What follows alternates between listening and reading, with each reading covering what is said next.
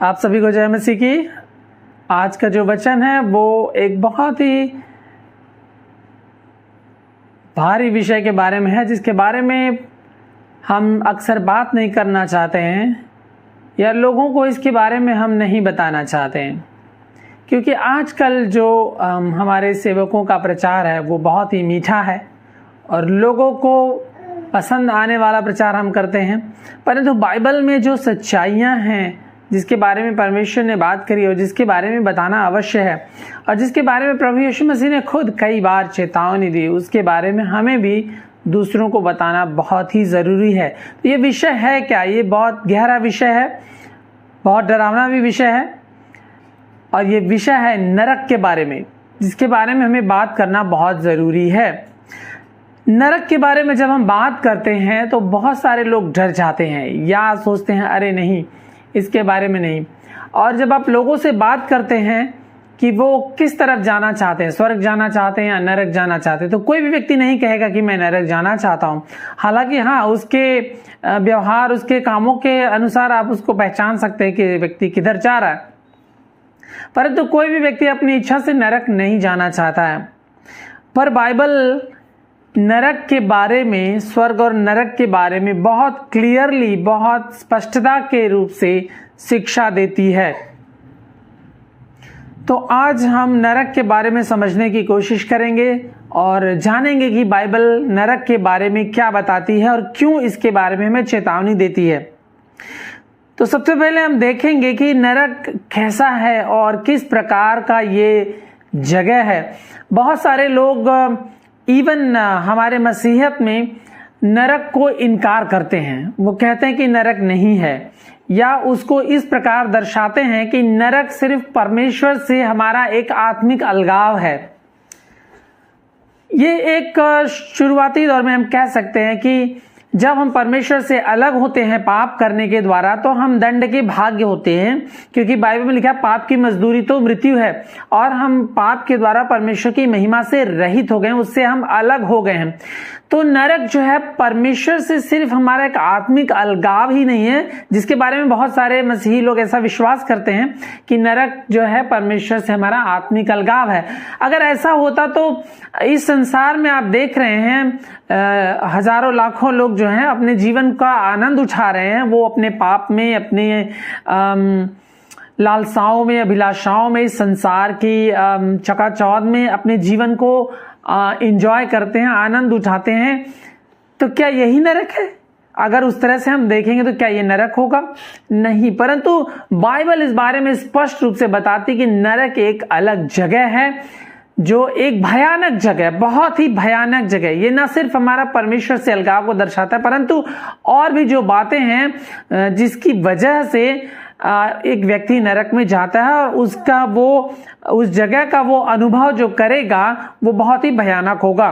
तो नरक है कैसा, हम बाइबल में देखेंगे। नरक एक ऐसी जगह है जो कि मनुष्य का एक अंतिम पड़ाव है वहां पर। उसके बाद और कोई आना जाना नहीं है वहां से, और उसके बाद और कोई डेस्टिनेशन नहीं, कोई पड़ाव नहीं। वो आखिरी एक पड़ाव है मनुष्य का, जो परमेश्वर के विरोध में खड़ा है और न्याय के बाद उस व्यक्ति को उस जगह का उस जगह को वो प्राप्त करेगा।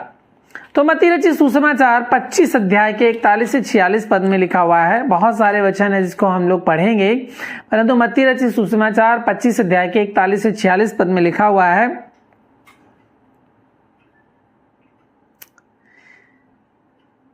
तब वो बाईं ओर वालों से कहेगा, हे शापित लोगों, मेरे सामने से उस अनंत आग में चले जाओ जो शैतान और उसके दूतों के लिए तैयार की गई है। क्योंकि मैं भूखा था और तुमने मुझे खाने को नहीं दिया, मैं प्यासा था और तुमने मुझे पानी नहीं पिलाया। और तमाम बातें प्रभु यीशु मसीह कहते हुए आगे कहते हैं, और ये अनंत दंड भोगेंगे परंतु धर्मी अनंत जीवन में प्रवेश करेंगे। तो प्रभु यीशु मसीह कहेंगे उन लोगों से जिन्होंने सुसमाचार को नहीं माना, जिसके बारे में बाद में चर्चा करेंगे, और वो कहते हैं कि उस अनंत आग में चले जाओ जो शैतान और उसके दूतों के लिए तैयार की गई है। एक ये जगह है, नर्क एक जगह है जो तैयार की गई है शैतान के लिए और उसके दूतों के लिए। और बाइबल आगे ये भी कहती है कई जगहों में कि जिन्होंने परमेश्वर के सुसमाचार को नहीं जाना, नहीं माना है और जो अधर्म से सत्य को दबाए रहते हैं और जो अधर्म में जीवन बिताते हैं, वो भी इसी अनंत आग में झोंक दिए जाएंगे, चले जाएंगे, क्योंकि उन्होंने परमेश्वर की बातों पर विश्वास नहीं किया है। और ये अनंत दंड भोगने वाली जगह है जो कि प्रभु यीशु मसीह जब न्याय करने के लिए आएगा, तो न्याय के बाद जो लोग परमेश्वर के सामने ठहर नहीं सकेंगे, जिनके नाम जीवन की पुस्तक में लिखे नहीं होंगे, जिन्होंने प्रभु यीशु मसीह के कामों पर, उसके नाम पर, उसके वचन पर विश्वास नहीं किया, वो उनको क्या कहेगा प्रभु यीशु मसीह? हे शापित लोगों, और मेरे सामने से निकल जाओ और उस अनंत आग में चले जाओ। तो ये जो अनंत काल की आग है जो तैयार की गई है शैतान और उसके दूतों के लिए खास जगह है। ये कोई मनगढ़ंत जगह नहीं है, ये कोई सिंबॉलिक जगह नहीं है, परंतु ये एक लिटरल जगह है जहां पे वास्तविक एक जगह जहां पे दुष्ट शैतान और उसके दूतों को और जो प्रभु के वचन को नहीं मानते उनको नरक में डाल दिया जाएगा। और ये बात कहने के लिए हम लोग बहुत डरते हैं, प्रचार लोग बहुत डरते हैं, चर्च में ये बात डिस्कस नहीं करते, सुसमाचार सुनाते समय ये बातें नहीं बताना मांगते हैं। हम लोगों को बहुत लुभाने वाली बातें करते हैं और उन लुभाने वाली बातें करके हम उनको कलीसिया में अट्रैक्ट करना चाहते हैं, परंतु प्रभु यीशु मसीह ने प्रत्यक्ष रूप से लोगों को नरक के बारे में चेतावनी दी और हमें भी लोगों को चेतावनी देना है कि जो अगर प्रभु के वचन को नहीं मानेंगे उनका अंत क्या होगा? नरक की आग में वो नाश होंगे। इसलिए हमें सावधान रहना। और नरक के बारे में और क्या कहता है वचन? नरक जो है एक अनंत आग है, अनंत दंड की जगह, जिसके बारे में हमने पढ़ा है प्रकाशित वाक्य 20 अध्याय के 11 से 15 पद में लिखा हुआ है। प्रकाशित वाक्य की पुस्तक 20 अध्याय में 11 पद से लेकर 15 पद तक। फिर मैंने एक बड़ा श्वेत सिंहासन और उसको जो उस पर बैठा है देखा, उसके सामने से पृथ्वी और आकाश भाग गए और उनके लिए जगह ना मिली। फिर मैंने छोटे बड़े सब मरे हुओं को सिंहासन के सामने खड़े हुए देखा और पुस्तकें खोली गई और फिर एक और पुस्तक खोली गई, अर्थात जीवन की पुस्तक, और जैसा उन पुस्तकों में लिखा हुआ था वैसे उनके कामों के अनुसार मरे हुओं का न्याय किया गया। बाइबल कहती है मनुष्य का जन्म लेना, मरना और न्याय का होना नियुक्त है। अगर आप इस संसार में आपने जीवन पाया तो आप मर जाएंगे और आपके कामों के अनुसार परमेश्वर आपका न्याय करेगा, बदला देगा। और यहां पे लिखा हुआ है मरे हुओं का न्याय किया गया। तब क्या लिखा हुआ है? हर एक व्यक्ति के कामों के अनुसार उसका न्याय किया गया। मृत्यु और अधोलोक आग की झील में डाल दिए गए। यह आग की झील दूसरी मृत्यु है, और जिस किसी का नाम जीवन की पुस्तक में लिखा हुआ ना मिला हुआ आग की झील में डाल दिया गया। सही, बहुत ही भयानक एक जगह है जो उनके लिए तैयार की गई है जिन्होंने परमेश्वर का अनदेखा किया है, जिनके नाम जीवन की पुस्तक में नहीं लिखे हैं, जिन्होंने अपने जीवन को बर्बाद किया, जिन्होंने अपने जीवन से परमेश्वर को महिमा नहीं दी है। उनके कामों के अनुसार परमेश्वर उनको न्याय करेगा, और परमेश्वर के मापदंड के अनुसार वो खरे नहीं उतरे हैं, उनके नाम जीवन की पुस्तक में नहीं लिखे, वो यीशु मसीह के द्वारा धर्मी नहीं ठहराए गए हैं, उन्होंने यीशु मसीह के द्वारा अनंत जीवन नहीं पाया है, तो वो इस आग की झील में अनंत काल के लिए डाल दिए जाएंगे। तो नरक जो है मनुष्य का अंतिम पड़ाव है, सबके लिए नहीं परंतु उनके लिए जो जिन्होंने यीशु पर विश्वास नहीं किया है। और यह एक अनंत आग, अनंत काल के दंड पाने की जगह है, आग की झील है जहां पे लोगों को डाला जाएगा, उनके कामों के अनुसार बदला दिया जाएगा, क्योंकि उन्होंने परमेश्वर को नहीं माना है और उनके नाम जीवन की पुस्तक में नहीं लिखे हैं। वे लोग इस झील में डाल दिए जाएंगे। और ये एक घोर अंधकार में जगह है, ये यहाँ कोई इंजॉयमेंट नहीं होगा। आजकल आप देखेंगे यूट्यूब पर भी बहुत सारे वीडियोस देखेंगे और बहुत सारे लोग जो अपने आप को ईश्वर मानते हैं, नास्तिकवाद में विश्वास करते हैं, वो कहते हैं ब्रिंग इट ऑन, मुझे नरक में भेज दो, कोई प्रॉब्लम नहीं है, मैं वहां रह लूंगा। परंतु आप वहां नहीं रह पाएंगे। क्योंकि वो जगह ऐसी भयानक है जहां रोना और दांत पीसना होगा। वहां पे आप पार्टी नहीं कर सकते, वहां पे आप वहां जाके फ्रेंड्स के साथ एंजॉय नहीं कर सकते। आप वहां पे आप रोएंगे, कराएंगे, तड़पेंगे, दांत पीसेंगे, आपका दांत कटकटाएगा, आपकी हड्डियां हिल जाएंगी। मत्ती रचित सुसमाचार 8 अध्याय के 12 पद में, मत्ती रचित सुसमाचार 8 अध्याय के 12 पद में लिखा हुआ है, परंतु राज्य के संतान बाहर अंधकार में डाल दिए जाएंगे, वहां रोना और दांत का पीसना होगा। तो उस अंधकार में जगह में, उस आग की झील में क्या होगा? रोना और दांत पीसना होगा। आपने उस स्टोरी को देखा होगा, एक धनी व्यक्ति और लाजरस के बारे में सुना होगा। जब धनी व्यक्ति और लाजरस दोनों मर गए तो धनी व्यक्ति जो था वो कहाँ गया? अधोलोक में चला गया। वो अधोलोक नरक नहीं है, अधोलोक एक अलग प्लेस है, वहां भी टॉर्मेंट है, वहां भी पीड़ा है। और वो कह रहा है लाजरस से कि जाकर मेरे भाइयों को बता दो कि कम से कम वो मन फिराए, मैं यहां तड़प रहा हूं। एक वास्तविक कहानी है, घटना है, जिसके बारे में प्रभु यीशु मसीह ने बताया और उनके सुसमाचारों में लिखा हुआ है। ये कोई मनगढ़ंत बात नहीं है और सुसमाचार इसका प्रमाण देता है, लाजरस का नाम लेकर लिखा हुआ है। तो वो धनी व्यक्ति जो है तड़प रहा है अधोलोक में। आप समझिए, जो आखिरी जो प्लेस तैयार किया गया है, जगह तैयार की गई है शैतान और उसके दूतों के लिए, उसमें आपको डाल दिया जाएगा, उस नरक की आग में। आप छोटी सी आग से हम लोग जल जाते हैं तो हमारे देखिए स्किन का क्या हो जाता है, परंतु आप देखिए कि अगर उस अनंत काल की आग में अगर आपको ज्वालामुखी में डाल दिया जाए, धधकते हुए आग की ज्वालामुखी में, जिसमें बहुत सारे केमिकल्स होते हैं, गंधक होती है और आग होती है, आग आपको लपेट लेगी। वो ज्वालामुखी की जो आग होती है बहुत भयानक होती है, वो आपको चिपका लेगी, अपने आप में लपेट लेगी, आप उसमें से निकल नहीं पाएंगे, भस्म हो जाएंगे। तो नरक की आग कितनी भयानक होगी, वहां पे आप एंजॉय नहीं करते। यहां लोग परमेश्वर के नाम की निंदा करते हैं, परमेश्वर के नाम का ठट्ठा उड़ाते हैं, परंतु वहां पे क्या होगा? वो पछताएंगे और रोएंगे और दांत पीसेंगे। मत्ती 13 अध्याय के 42 में लिखा हुआ है, इसी प्रकार लिखा हुआ है मत्ती 13 अध्याय के 42 पद में, और उन्हें आगे के कुंड में डालेंगे जहां रोना और दांत पीसना होगा।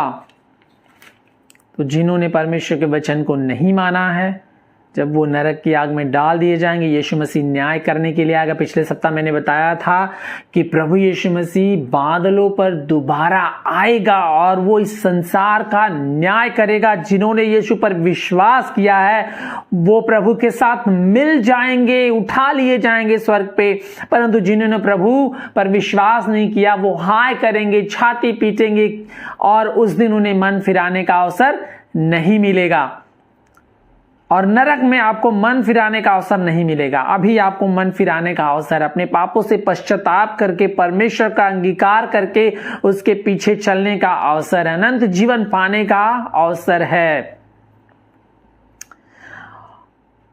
और नरक जो है अनंत विनाश की जगह है, नरक जो है अनंत विनाश की जगह। दूसरा थिस्सलुनीकियों 1 अध्याय का 7 से 9 पद, दूसरा थिस्सलुनीकियों 1 अध्याय का 7 से 9 पद, यहां लिखा हुआ है, और तुम्हें जो क्लेश पाते हो हमारे साथ चैन दे, उस समय की प्रभु यीशु अपने सामर्थी दूतों के साथ धधकती हुई आग में स्वर्ग से प्रकट होगा। और जो परमेश्वर को नहीं पहचानते हैं, बहुत क्लियरली लिखा हुआ, जो परमेश्वर को नहीं पहचानते, इसका मतलब ये नहीं कि आपको सुसमाचार नहीं सुनाया गया, आपको वचन नहीं दिया गया, आपको यीशु के नाम की गवाही नहीं दी गई, आपने क्रिसमस का संदेश नहीं सुना, आपने क्रिसमस केक नहीं खाया, आपने पार्टी नहीं की, आपने सुना है सुसमाचार, आपको सुसमाचार की गवाही दी गई है, लेकिन आपने परमेश्वर को नहीं पहचाना है और हमारे प्रभु यीशु मसीह के सुसमाचार को नहीं माना है। तो यहां पे लिखा हुआ परमेश्वर क्या करेगा? आपसे पलटा लेगा और वे प्रभु के सामने से और उसकी शक्ति के तेज से दूर होकर अनंत विनाश का दंड पाएंगे। वाह! बहुत ही भयानक वचन है ये।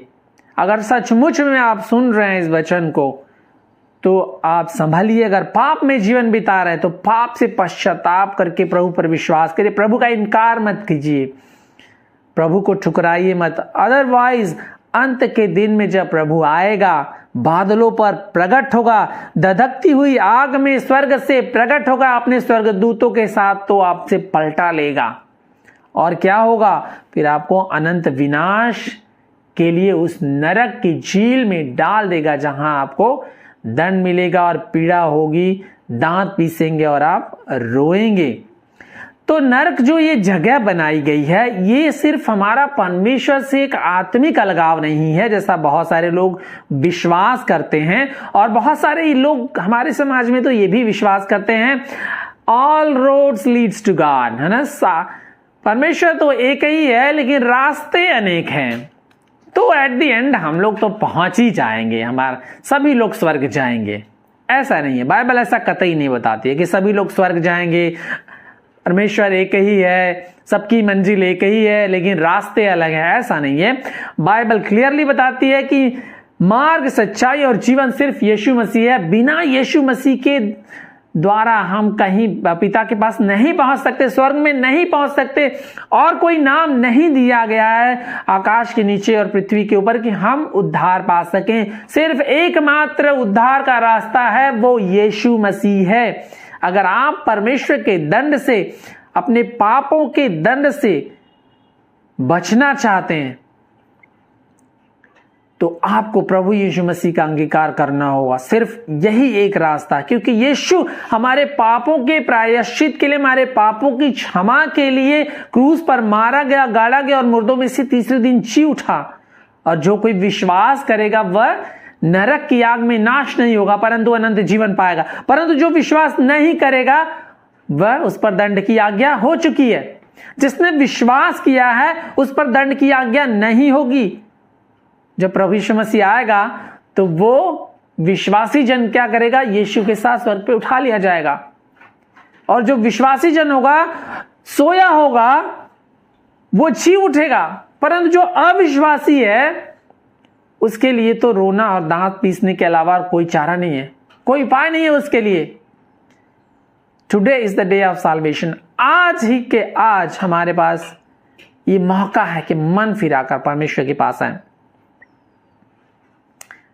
तो हम जानते हैं कि ये एक भयानक जगह है, एक वास्तविक जगह है, जिसके बारे में यीशु मसीह ने बार बार बात की, चेलों ने बात की, और हमें भी लोगों को इस बारे में चिताना आवश्यक है। तो परमेश्वर लोगों को नरक में डालेगा ही क्यों? क्योंकि परमेश्वर सृष्टि करता है, वो पवित्र है, वो धर्मी है और न्यायी प्रभु है। और जो उसका इनकार करते हैं और अधर्म को मानते हैं, परमेश्वर उनसे बदला लेगा। कोई भी व्यक्ति इस संसार में नहीं कह सकता कि मैं निर्दोष हूं, क्योंकि बाइबल बताती है कि पाप इस संसार में प्रवेश किया एक मनुष्य के द्वारा और पाप सारे मनुष्यों में फैल गया और सबने पाप किया और परमेश्वर की महिमा से हम अलग हो गए। कोई भी धर्मी नहीं है, एक भी धर्मी नहीं है, और पाप की मजदूरी तो मृत्यु है। धर्मशास्त्र बताता है कि लोग नरक का चुनाव खुद करते हैं क्योंकि वो अंधकार से प्रेम करते हैं और वे परमेश्वर के पुत्र का इनकार करते हैं।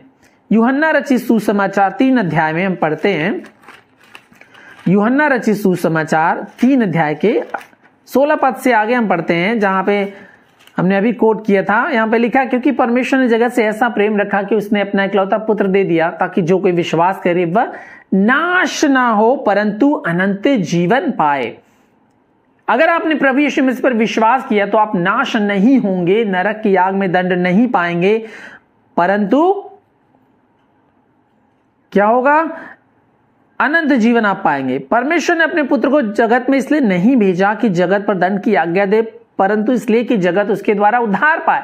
प्रभु यीशु मसीह की गवाही, उसके नाम का सुसमाचार हम इसीलिए आपको बताते हैं कि आप उस पर विश्वास करके उद्धार पाएं। परंतु जो व्यक्ति, यहां पे लिखा, जो उस पर विश्वास करता है उस पर दंड की आज्ञा नहीं होती है, परंतु जो उस पर विश्वास नहीं करता वह दोषी ठहर चुका है। तो जो व्यक्ति यीशु पर विश्वास नहीं करता है वो अपने आप में दोषी ठहर चुका है। वो अपने आप को दोषी ठहराता है क्योंकि उसने परमेश्वर के पुत्र पर विश्वास नहीं किया, उसने सुसमाचार पर विश्वास नहीं किया, इसलिए कि उसने परमेश्वर के इकलौते पुत्र के नाम पर विश्वास नहीं किया है। और दंड की आज्ञा का कारण यह है कि ज्योति जगत में आई है और मनुष्यों ने अंधकार को ज्योति से अधिक प्रिय जाना क्योंकि उनके काम बुरे थे। हमारे काम बुरे हैं, हमारे काम पाप सहित हैं, पाप के द्वारा, पाप के प्रभाव में हम काम करते हैं, पाप का स्वभाव हम में है और स्वभाव से ही हम परमेश्वर के बैरी, हम अधर्म में जीवन बिताते हैं। इसलिए मनुष्य क्या करता है, मनुष्य परमेश्वर से बैर रखता है और उससे दूर भागता है क्योंकि मनुष्य का काम प्रकट हो जाएगा। इसलिए मनुष्य क्या करता है, पाप के कामों को, अंधकार के कामों को, अभिलाषाओं के कामों को, शरीर के कामों को वो ज्यादा पसंद करता है, प्रिय जानता है क्योंकि उसके काम बुरे हैं। इसीलिए उस पर दंड की आज्ञा होती है। दंड की आज्ञा का कारण यही है क्योंकि जो कोई बुराई करता है वह ज्योति से बैर रखता है। जो कोई बुराई करता है, पाप करता है, वो परमेश्वर से बैर रखता है और ज्योति के निकट नहीं आता है, ऐसा ना हो कि उसके कामों पर दोष लगाया जाए। परंतु जो सत्य पर चलता है वह ज्योति के निकट आता है ताकि उसके काम प्रकट हों कि वह परमेश्वर की ओर से किए गए हैं।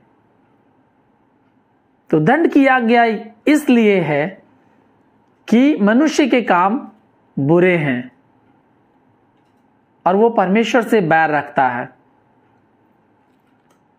रोमियो 1:18, रोमियो 1:18 से आगे में हम देखते हैं बहुत क्लियरली, बहुत पावरफुली यहां पे परमेश्वर का वचन लिखा हुआ है। रोमियो 1:18 में, परमेश्वर का क्रोध तो उन लोगों की सब अभक्ति और अधर्म पर स्वर्ग से प्रकट होता है जो सत्य को अधर्म से दबाए रखते हैं। क्यों परमेश्वर दंड देता है? क्योंकि लोग जो है अपनी अभक्ति और अधर्म पर स्वर्ग से, उसके अपनी अभक्ति और अधर्म के द्वारा सत्य को अधर्म से दबाए रखते हैं। इसलिए परमेश्वर का क्रोध स्वर्ग से प्रकट होता है। कई लोग बोलेंगे हम तो भक्ति करते हैं, इवन क्राइस्टेंडम में भी लोग कहते हैं हम तो भक्ति करते हैं, हम तो कलीसिया जाते हैं, हम तो सेवा करते हैं। और इवन वचन में लिखा हुआ मत्ती 7 अध्याय में कि परमेश्वर कई लोगों से कहेगा, हे कुकर्मियों मेरे सामने से निकल जाओ क्योंकि मैं तुमको नहीं जानता। फिर लोग कहेंगे प्रभु मैंने तो आपके नाम से सेवा करी, मैंने तो दुष्ट आत्माओं को भी निकाला, मैंने बीमारों को भी चंगा किया, लेकिन परमेश्वर कहेगा हे कुकर्मियों मेरे सामने से निकल जाओ। किस मंशा से हम उस सेवकाई को कर रहे हैं? परंतु यहां पे उन सभी लोगों के लिए बात कही जा रही है जो अपनी अभक्ति और अधर्म के वजह से परमेश्वर के वचन को दबा देते हैं। 24 पद में, इस कारण परमेश्वर ने उन्हें उनके मन की अभिलाषाओं के अनुसार अशुद्धता के लिए छोड़ दिया कि वापस में अपने शरीरों का अनादर करें। 26 पद में, इसलिए परमेश्वर ने उन्हें नीच कामनाओं के वश में छोड़ दिया। 28 पद में, जब उन्होंने परमेश्वर को पहचानना न चाहा तो परमेश्वर ने भी उन्हें उनके निकम्मे मन पर छोड़ दिया।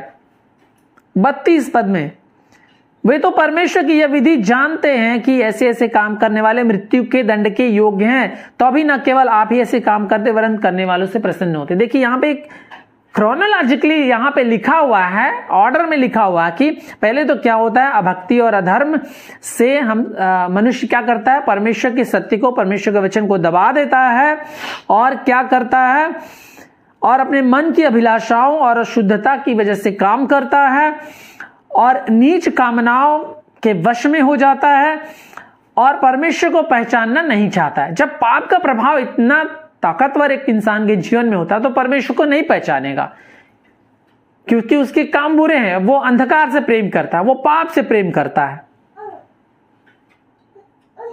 और वो परमेश्वर की विधि को जानते हुए भी क्या करता है, वो जानता है कि ऐसे ऐसे काम करने से मृत्यु दंड मिलेगा। हम आप नेचुरल तरीके से जब लोगों से बात करते हैं, आपस में भी, अपने गांव देहात में भी लोगों से बात करते हैं अपनी भाषाओं में, तो हम जनरली लोगों कहते हैं अरे ऐसे मत करो नहीं तो नरक में जाओगे। एक कहावत है, लोगों को जनरली हम लोग आपस में वार्न करते हैं। जब हम विश्वासी नहीं थे तब भी हम ये बात बोलते थे लोगों को, और हमें भी शायद लोग बोलते थे अरे ऐसे मत करो नहीं तो नरक में जाओगे। लोगों को बाय कॉन्शियसनेस, बाय डिफॉल्ट, उनको उनके विवेक में ये बात पता है कि पाप की मजदूरी मृत्यु है, पाप करेंगे तो नरक में जाएंगे। लोगों को पता है, वे परमेश्वर की विधि को जानते हैं, फिर भी वो परमेश्वर का इनकार करते हैं। तो नरक जो है एक वास्तविक जगह है जिसके बारे में बाइबल चिताती है, जहां पे जो परमेश्वर के वचन को नहीं मानते हैं, उसकी विधियों को, उसके सुसमाचार को अधर्म से दबा देते हैं, परमेश्वर को जानते हुए भी उसको नहीं मानते हैं, उसकी गवाहियों को दबाए रखते हैं और परमेश्वर को नहीं पहचानते। परमेश्वर उनसे बदला लेगा, उनका न्याय करेगा और उनको नरक की आग में डाल देगा। और यह बाइबल बताती यह दूसरी मृत्यु है। यहां रोना और दांत पीसना होगा, तड़पना होगा, और यह आग कभी बुझने की नहीं। यह आग युगानुयुग तक जलती रहेगी, उसमें लोग युगानुयुग तक तड़पते रहेंगे। रोमन कैथोलिक की तरह नहीं कि आप धीरे धीरे प्रमोशन आपका होगा और फिर धीरे धीरे आप एलिवेट होकर के धर्मी बन जाएंगे, ऐसा नहीं है।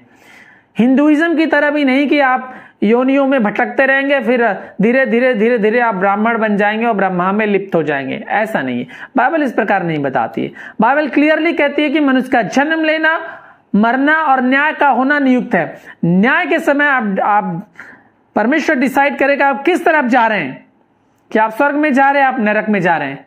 आपके कामों के अनुसार वो बदला देगा। आपने अगर सुसमाचार पर विश्वास किया है तो आप पर दंड की आज्ञा नहीं है, आप नाश नहीं होंगे परंतु अनंत जीवन पाएंगे। परंतु अगर आपने सुसमाचार पर विश्वास नहीं किया है, परमेश्वर को अंगीकार नहीं किया है, उसका इनकार किया है, उसके सुसमाचार को आपने दबाए रखा है और अपने पापों में आपने जीवन बिताया है, तो बाइबल में क्लियरली लिखा है कि आप पर दंड की आज्ञा हो चुकी है। दंड का कारण यही है कि मनुष्य के काम बुरे हैं और वो परमेश्वर से अधिक पाप को प्रिय जानता है, बुराई को प्रिय जानता है, अंधकार को प्रिय जानता है, अभिलाषाओं को प्रिय जानता है। इसलिए हमें लोगों को चिताना है। इसीलिए नरक के सिद्धांत को बताना बहुत ही जरूरी है, कलीसियाओं में भी, और जब हम लोगों को सुसमाचार बताते हैं। ये जरूरी नहीं कि हम साल भर 2 साल लोगों के साथ फैंसी हम दोस्ती डेवलप करें, तब 4 साल बाद हम उनको सुसमाचार बताएंगे। नहीं, सुसमाचार का जो मुख्य बात है उसको बताना तो जरूरी ही है। इन फर्स्ट हैंड, पहली बार जब आप किसी को सुसमाचार बता रहे हैं तो पूरी बात बताएं। अगर इस बात को आप निकाल दे रहे हैं सुसमाचार में से तो कोई सुसमाचार ही नहीं है, फिर प्रभु यीशु मसीह के मरने का कोई तात्पर्य नहीं होगा। इसलिए हमें लोगों को प्रत्यक्ष रूप से प्रभु के दंड के बारे में, उस न्याय के बारे में चिताना बहुत ही आवश्यक है। क्योंकि हम देखते हैं प्रभु यीशु मसीह के प्रचार में, यूहन्ना बपतिस्मा देने वाले के प्रचार में, प्रेरितों के प्रचार में उन्होंने लोगों से कहा मन फिराओ क्योंकि परमेश्वर का राज्य निकट है। यूहन्ना ने तो कहा कि किसने तुम्हें चिता दिया कि आने वाले दंड से तुम भागो, कुल्हाड़ी तुम्हारे पैरों पर रखी हुई है। परमेश्वर के दंड से कोई नहीं भाग सकता। सिर्फ एक ही रास्ता है, अगर हमने प्रभु यीशु मसीह को ग्रहण कर लिया है, उनको अपना उद्धारकर्ता माना है, उनको अपना प्रभु माना है, तो इस दंड से हम बच जाएंगे और परमेश्वर के राज्य में हम शामिल हो जाएंगे, परमेश्वर की संतान बन जाएंगे। अगर हमने परमेश्वर के सुसमाचार का इनकार किया है, उसका तिरस्कार किया है, तो हम दंड के पात्र होंगे। आइए इस वचन से हम दूसरों को चिताएं और सावधान करें। आइए प्रार्थना करें। प्यारे प्रभु जी, हम धन्यवाद करते हैं आज के वचन के लिए जो आपने हमें दिया प्रभु, और उस पाप के दंड से, उस मृत्यु के दंड से और उस अनंत काल की आग से प्रभु आपने हमें अपने पुत्र के द्वारा, उनके मारे जाने, गाड़े जाने और मुर्दों में से जी उठने के द्वारा प्रभु आपने हमें बचा लिया। और जो विश्वास करते हैं प्रभु यीशु मसीह पर, उन पर दंड की आज्ञा नहीं है, परंतु जो विश्वास नहीं करता है उन पर दंड की आज्ञा हो चुकी है। प्रभु हमें लोगों को वार्न करने के लिए, समझाने के लिए, चिताने के लिए सहायता करें और सुसमाचार की पूरी बात लोगों को बताने में सहायता करें। धन्यवाद देते हैं कि आपने प्रभु जी अपनी बड़ी दया के अनुसार हम पर दया की और हमें उद्धार दिया। धन्यवाद देते हैं, प्रार्थना यीशु के नाम से मांगते हैं, आमीन।